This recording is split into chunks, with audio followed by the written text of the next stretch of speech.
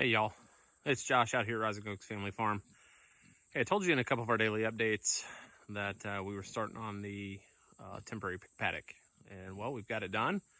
And as you can see, our piggies are back there. These are our American guinea hogs. They are in, and so I'd like to take the next few minutes and walk you through exactly how we did it start to finish. Here we go.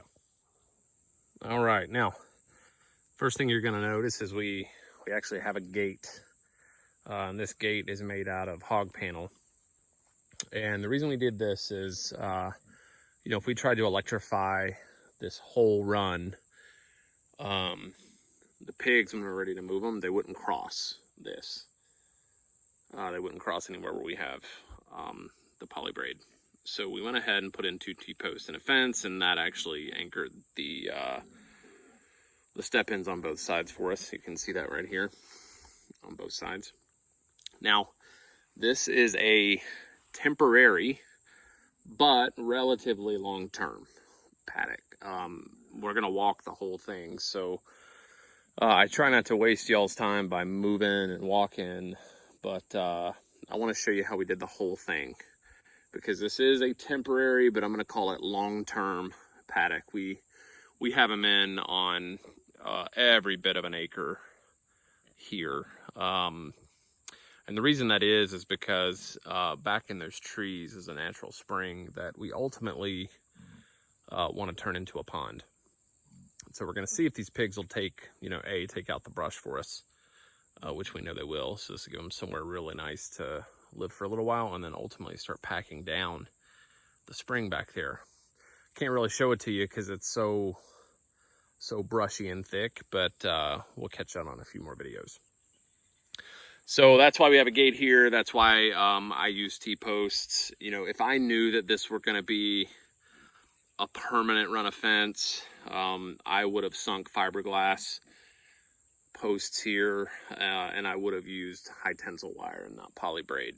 But they're probably going to be here for a month or two, maybe longer, depending on how fast they run through it. There's 7 pigs in here right now. You can see one's hanging out at the water barrel. So it is, we used what we had with T-posts, because we want to be able to pull these up later, and I didn't want to sink an 8-foot fiberglass post in the ground that I need to pull up. So we started right here, and just like I showed you on our mobile or our temporary goat paddock, I start with a square knot on the very bottom, and I anchor this starting post to the T-post so it has some stability. So you can see I've got wire anchoring it in 3 different spots. You just have to be really careful not to ground your fence out, and so we pay pretty close attention, but you can see there is space between the polybraid and the wire. And so we start on the bottom, and then we make the walk. And so we're gonna walk this whole perimeter.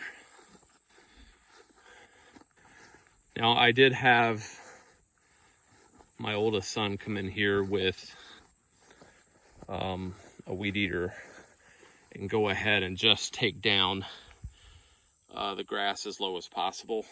That way, there's no load on this fence from grass.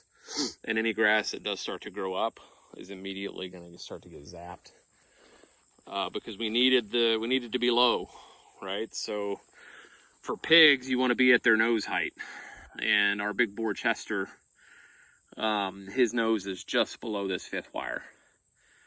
Now, they've been in here about a day and a half, and when I came out here, Chester came to meet me, put his nose on the wire, and got zapped, and he's off in the brush somewhere.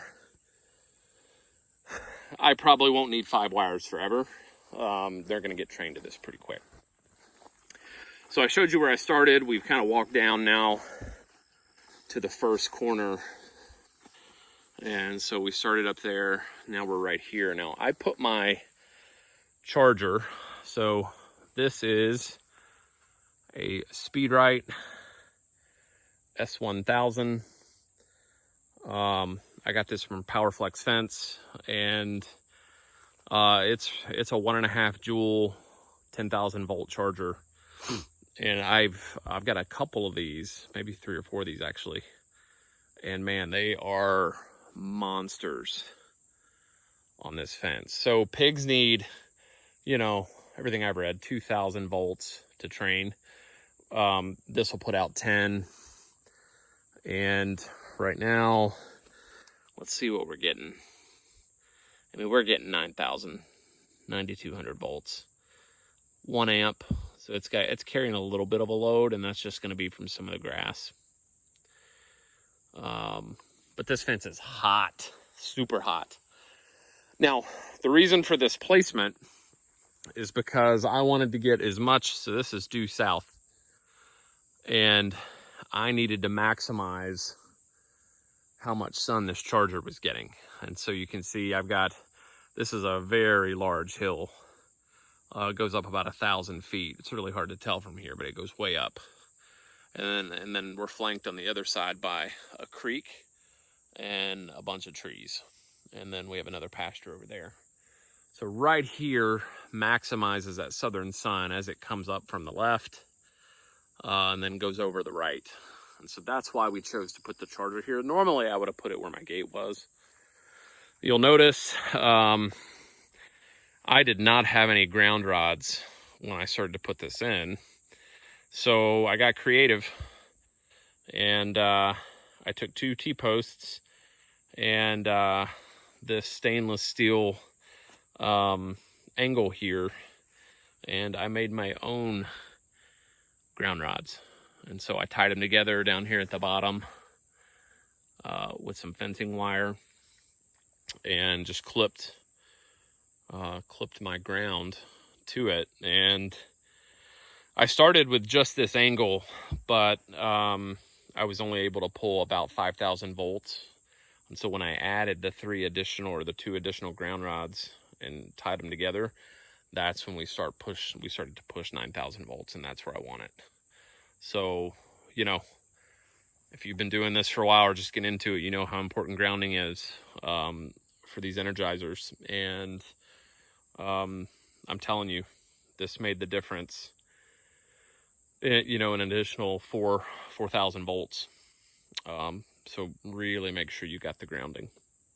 It's not the prettiest grounding configuration I've ever done, but we're not looking for pretty.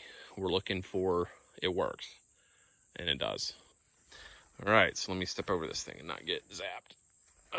So you can see I went ahead and tied off to this corner post, just like I did the other with fencing wire. Just again, gives it some stability on the step in. Just again, make sure you're not grounding. You're not grounding out. And then we make the turn and we go this way. Step over again. Oh, don't get zapped. Okay. All right. Step over one more time. Okay. All right, then we got another slight turn here. Again, this would be a perfect spot for a fiberglass post if this were permanent, but it's not. So we just sink a T-post, you know, about 8 inches down, and then go ahead and anchor our step into it. So again, this is temporary, but long-term. So this gives us the best of both worlds. Temporary, I can pull all this up in less than an hour, but enough stability with the T-post and the additional fencing wire to make it long-term. You can see we're clipped in. Just again, I'm going to say it every time. Make sure you don't ground out. Got a couple of extra added step-ins here because of a low spot, so we need to pull the wire down. And then we're going to keep on trucking.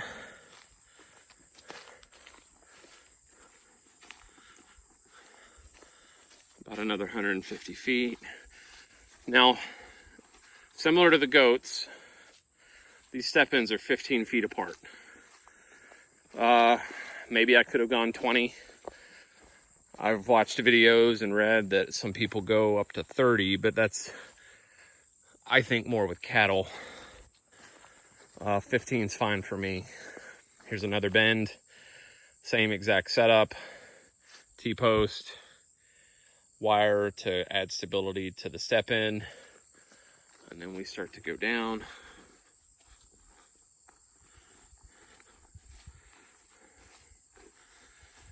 Another really low spot here, so we added a few extra step ins to make our wire go down with us. Come back up.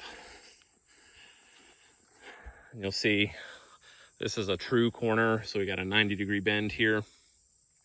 But it's the same exact setup. So it's a T-post, it's a step in, we got fence wire clipped around it. That way it doesn't pull, and we can get some pretty good tension. And so when you think about tension on these, I'm gonna use my charger, my tester here. You know, the tension on these is pretty good. You know, not fiddle string tight, but tight enough. There is no sag. So you can tell there is no sag in these wires, and that's the big deal. You don't want sag. So we'll make our next turn.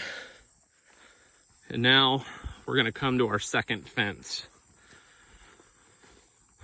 And I'll talk to you about why we did the second fence. Excuse me, I said fence, I meant gate. Why'd we do the second gate?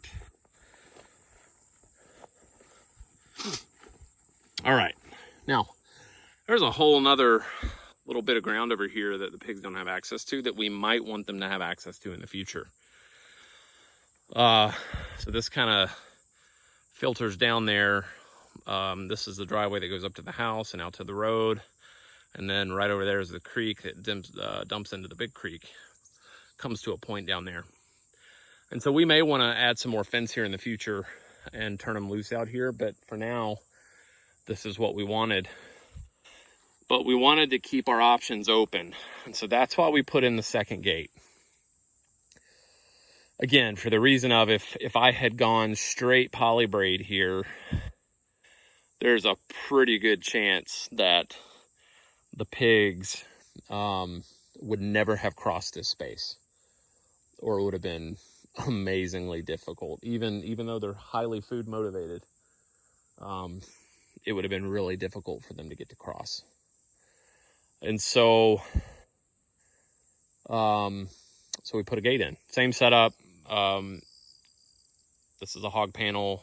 We've got it wired to this wood post, wired to this.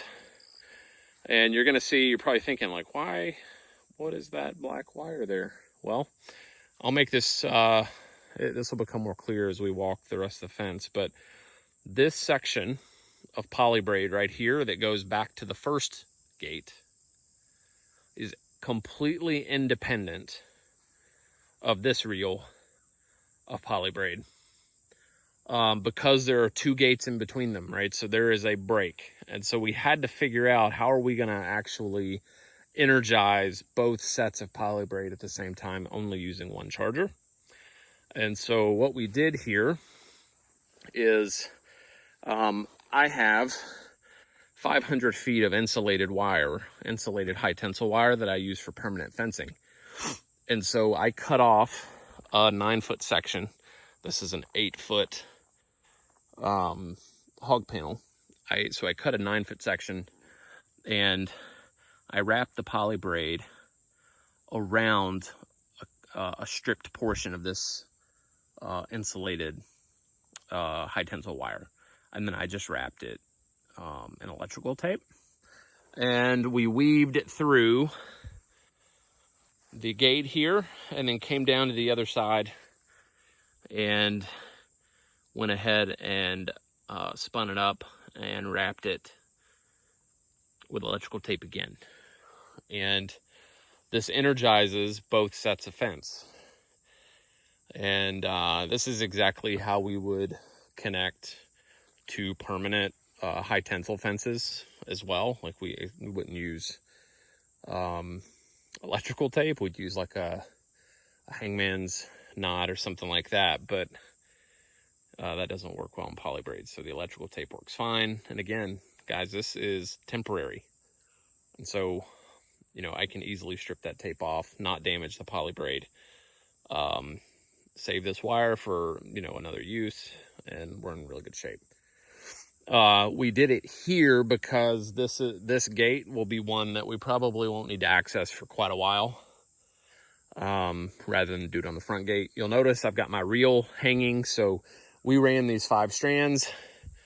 That's what I've got left on my reel, and I just hang it here. And you'll notice I've got the insulated handle hung, not the metal handle hung. And, you know, I bet, you know, this is carrying 4,000 volts right now.